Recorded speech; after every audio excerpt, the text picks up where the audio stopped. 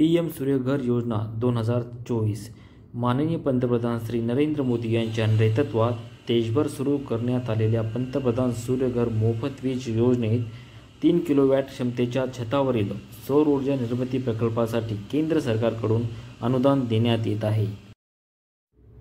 घराच्या छतावर rooftop solar वीज निर्मिती प्रकल्प बसवून सौर ऊर्जेचा वापर करून वीज निर्मिती करायची व ती वीज घरी वापरून विजेची गरज पूर्ण करायची ही अशी योजना आहे।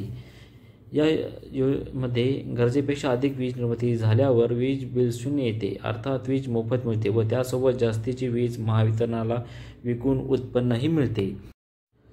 केंद्र सरकारच्या नवीन व नवीकरणीय ऊर्जा मंत्रालयाने दिनांक 19 फेब्रुवारी 2024 रोजी जारी केलेल्या आदेशानुसार रूफटॉप सोलार सिस्टीम बसवणाऱ्या वीज ग्राहकांना 2 किलोवॅट क्षमतेपर्यंत प्रत्येक किलोवॅटला 30,000 रुपये अनुदान मिळणार आहे।